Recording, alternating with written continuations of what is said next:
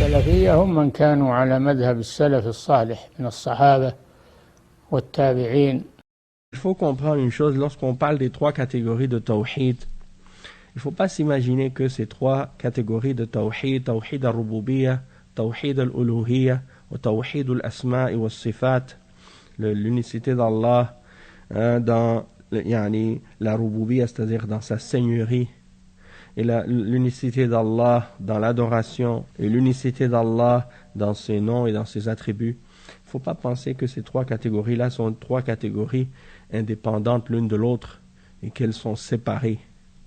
Ces trois catégories-là sont interreliées, interdépendantes. L'une ne peut pas exister sans l'autre parce que les trois sont reliées l'une à l'autre de différentes manières. Et donc, juste pour vous donner un petit exemple de ça, pour comprendre le lien qu'il y a entre ces trois catégories-là, déjà, entre la rububiyyah et al-asma wa sifat, il y a un lien direct, puisque la rububiyyah, elle fait partie de al-asma wa sifat aussi. Pourquoi? Parce que quand tu dis la seigneurie d'Allah, elle est basée sur les noms et les attributs. Par exemple, quand tu dis que Allah c'est lui Ar-Rabb, Ar-Rabb c'est un des noms d'Allah, c'est lui le Seigneur. Et parmi les noms et les attributs qui font partie des caractéristiques de la rububiyyah, il y a Al-Khaliq, le créateur, le fait que c'est lui seul qui crée. Ça aussi, ça fait partie de la rububiyyah, parce que le tawhid dans la rububiyyah, c'est d'unifier Allah dans ses actions à lui. D'accord? Donc, lorsque tu comprends ces actions-là font partie des noms et des attributs. Donc, Ar-Rabb, c'est lui le maître, le Seigneur. Hein? Quand tu comprends aussi, par exemple, Al-Khaliq, le créateur, Yakhluq, il crée. Hein? Et c'est lui le seul créateur. Quand tu comprends aussi que c'est lui Al-Muhyi Al-Mumit, celui qui fait vivre et qui fait mourir, ça aussi, ça fait partie des noms d'Allah Azza wa Jal, qui fait vivre et qui fait mourir. Donc il est Al-Hayy, il est le vivant. Hein? Al-Qayyum. Aussi, lorsque tu comprends aussi que la rububiyyah, ça implique qu'il est Al-Mudabbir. C'est lui qui contrôle, qui gère, qui organise tout ce qui se passe dans la création. D'accord? Donc tout ça, c'est les questions qui ont rapport avec la rububiyyah, et ça fait partie des noms et des attributs d'Allah Azza wa Jal. D'accord? Mais pourquoi on les sépare les deux? C'est parce que la rububiyyah, elle est plus spécifique. Tandis que al-asma wa sifat, c'est plus général. Et la raison pourquoi on traite de al-asma wa sifat comme étant une catégorie séparée dans le tawhid, c'est pour traiter de certaines questions qui sont reliées spécifiquement aux noms et aux attributs d'Allah Azza wa Jal, lorsque des gens de bid'a sont apparus pour remettre des ambiguïtés et des doutes au sujet des noms et des attributs, ou commencer à déformer le sens des noms et des attributs, ou vouloir vider les attributs et les noms de leur sens ou de leur signification réelle, eh bien les ulama ont disons clarifié cette catégorie-là comme étant une catégorie séparée par rapport au tawhid. Mais la rububiyyah et al-asma wa sifat, les deux sont reliés, même que certains ulama, ils la mettent ensemble.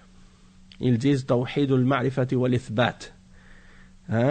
Tawhidul ma'rifati wal ithbat. C'est-à-dire le tawhid du savoir, de la connaissance et de l'affirmation.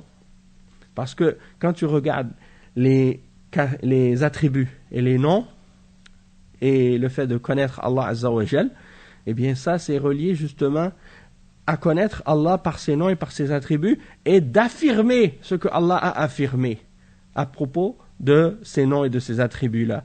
C'est pour ça que certains ulama ils catégorisent cette catégorie-là comme étant Tawhidul ma'rifati wal ithbat. Donc le lien entre ar-rububiyyah et l'asma wa sifat, il est clair par rapport à ça. Maintenant, qu'est-ce que je veux expliquer maintenant? Le lien qu'il y a entre la rububiyyah et al-ibada. Tawhid al-uluhiyyah, tawhid dans l'adoration, ou tawhid al-rububiyyah. Le lien qu'il y a entre ces deux catégories de tawhid, eh bien, quand on regarde dans le Coran, Allah Azza wa Jal, lorsqu'il mentionne la rububiyyah, il mentionne le fait que, par exemple, c'est lui qui a créé les cieux et la terre, que c'est lui qui contrôle toutes choses, qu'il fait descendre la pluie, hein, et ainsi de suite, qu'il fait pousser les plantes et qu'il fait pousser les arbres, qu'il donne la subsistance. Toutes ces caractéristiques-là, lorsqu'il les mentionne, souvent, vous allez voir qu'à la fin de l'énumération de ces attributs et de ces caractéristiques qui sont des caractéristiques de la Rububiyyah, vous allez constater qu'à la fin, il conclut toujours par l'argument pour supporter l'unicité d'Allah dans l'adoration. C'est comme s'il utilise la Rububiyyah comme argument contre les mouchriquins pour leur imposer ou les faire réfléchir au sujet de l'unicité de l'adoration. Et si tu regardes par exemple dans Surat al-Baqarah, dans les premiers versets, lorsque Allah Azza wa Jal, il dit يعني يا أيها الناس اعبدوا ربكم, ô vous les hommes, adorez votre créateur, adorez votre Seigneur, hein? Et tu vois que Allah il s'adresse à l'humanité. Il dit Ya ayyuhan nas, il n'a pas dit Ya ayyuhal ladhina amanu, ô vous qui avez cru. Non, il a dit ô vous les hommes, hein? Ô vous les gens, de façon générale, toute la création, tous les êtres humains. Yani u'budu rabbakum, ça c'est l'ordre d'adorer le créateur. Et regardez qu'est-ce qu'il mentionne comme argument pour justifier que c'est lui seul qui doit être adoré. Hein, parce que quand tu vois, comme Abdullah ibn Abbas il a dit, lorsque vous voyez dans le Coran le verbe u'budu, ou bien yani, le verbe de l'adoration, ça veut dire unifier. Wahidu, ça veut dire unifier votre créateur. C'est ça que ça veut dire. Parce qu'il n'y a pas d'adoration sans tawhid. Il peut pas, l'adoration qui n'est pas faite sur le tawhid, elle n'est pas considérée comme étant une adoration en réalité. Hein? C'est pour ça que Allah il dit dans Surat Al-Kafirun, قل يا أيها الكافرون لا أعبد ما تعبدون ولا أنتم عابدون ما أعبد ولا أنتم عابدون ما أعبد. Jusqu'à la fin de la surah.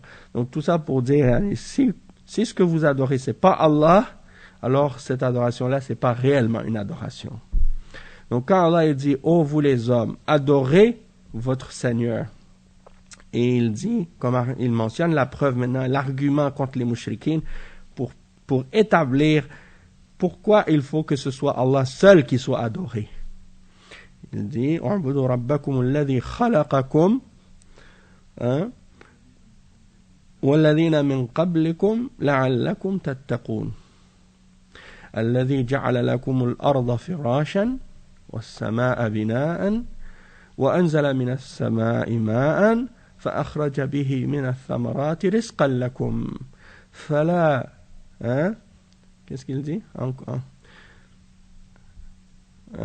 يعني رزقا فلا نعم فلا تجعلوا لله أندادا وأنتم تعلمون.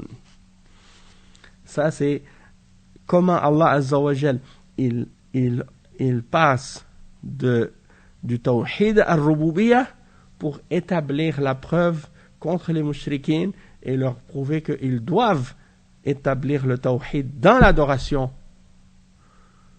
Hein? Donc c'est comme s'il leur dit adorez votre Seigneur, celui qui a créé, qui vous a créé et qui a créé ceux qui étaient avant vous, hein, pour que vous puissiez avoir la piété. لعلكم تتقون. La piété c'est quoi? At-taqwa. At-taqwa, les ulama ils ont dit c'est de faire ce que Allah nous ordonne et de s'écarter de ce que Allah nous a interdit dans le but de se préserver et de se protéger du châtiment d'Allah. C'est ça la taqwa. Après il dit celui alladhi ja'ala lakumul arda firashan, celui qui a fait de la terre pour vous comme un tapis. Was-sama'a bina'an, et le ciel comme une construction, comme un toit. Wa anzala minas sama'i ma'an, et qui a fait descendre du ciel une eau. Fa akhraja bihi thamaratin. Yani Allah Azza wa Jal, il a fait sortir après avoir fait descendre cette eau, il a fait sortir par cette eau Il y a toutes sortes de fruits comme subsistance pour vous. C'est qui est-ce qui a fait ça? Est-ce qu'il y a quelqu'un d'autre que Allah qui fait ça? Personne. Alors, il dit aux mushrikines, si vous reconnaissez cette chose, si vous êtes d'accord avec cela, alors pourquoi vous donnez à Allah des partenaires, des égaux dans l'adoration, et vous adorez des idoles et d'autres choses en dehors d'Allah, alors que vous savez, فَلَا تَجْعَلُوا لِلَّهِ أَنْدَادًا. Si vous savez que c'est Allah seul qui est le créateur de toutes ces choses, et qui contrôle tout dans l'univers, et qui est le seul maître, alors pourquoi vous lui donnez des seigneurs, vous lui donnez des égaux, vous lui donnez des partenaires dans l'adoration, alors que vous savez ça clairement, vous savez que Allah c'est lui le Rabb, lui seul. Pourquoi vous vous permettez d'adorer d'autres que lui? Tu vois le raisonnement, l'argument que Allah établit contre les mushrikines? Il utilise la rububiya pour réfuter les mushrikines et leur imposer de revenir au tawhid dans l'adoration. Donc ça établit le lien qu'il y a entre la rububiya et al-uluhiyya et al-asma wa sifat. Les trois sont reliés ensemble. Et en même temps aussi le lien entre l'ibada ou l'asma wa sifat, il est évident. Puisque le seul qui mérite d'être adoré, c'est celui qui possède les caractéristiques de perfection. Toutes les idoles, Allah Azza wa Jal, souvent quand il parle des idoles, il mentionne, il dit, vous les adorez alors qu'elles ne peuvent même pas créer. Elles ne peuvent rien voir, elles ne peuvent rien entendre, elles peuvent pas, donnent pas la vie, elles ne peuvent pas faire mourir. Pourquoi vous les adorez alors? Elles n'ont pas les attributs de perfection que Allah possède. Elles ne contrôlent rien. Et un beau verset à ce sujet-là, il y en a plusieurs, mais un verset que j'aime beaucoup à propos de ça, c'est dans Surat Al-Furqan. Au début, dans Surat Al-Furqan, lorsque Allah Azza wa Jal, il dit وَاتَّخَذُوا مِن دُونِهِ آلِهَةً لَا يَخْلُقُونَ شَيْئًا وَهُمْ يُخْلَقُونَ وَلَا يَمْلِكُونَ لِأَنفُسِهِمْ ضَرًّا وَلَا نَفْعًا وَلَا يَمْلِكُونَ مَوْتًا وَلَا حَيَاةً وَلَا نُشُورًا. Qu'est-ce que ça signifie ce verset? Ça, c'est la relation qu'il y a entre le tawhid dans l'adoration et le tawhid des noms et des attributs. Allah Azza wa Jal dit, et ils ont pris en dehors de lui des divinités qu'ils adorent, alors qu'elles ne peuvent rien créer. Et elles sont elles-mêmes créées. Et elles ne détiennent pour elles-mêmes ni le pouvoir de profiter, ni de nuire. Et elles ne détiennent non plus ni le pouvoir de faire vivre, ni le pouvoir de faire mourir, ni la capacité de faire revivre les morts. Alors, ça c'est pour dire aux mushrikines, pourquoi vous les adorez? Et les arguments que Ibrahim alayhi salam a établis contre les mushrikines et contre les idoles, pour montrer que qu'est-ce qu'ils adoraient faux.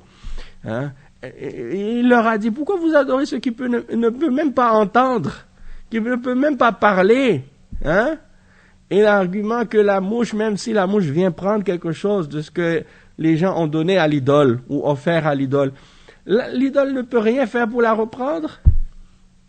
Ça prouve que l'idole est faible, incapable. Alors pourquoi vous l'adorez? Et c'est la même chose pour tout ce que les mushrikines peuvent adorer en dehors d'Allah. Donc vous voyez maintenant le lien qu'il y a entre ces trois catégories de tawhid. Tawhid al-rububiyya, wa tawhid al-uluhiyya, wa tawhid al-asma wa sifat, qui ne peuvent pas être divisés, séparés. Ces trois catégories-là sont interreliées, inséparables, indivisibles. D'accord? Donc ça, c'est très très important de le comprendre.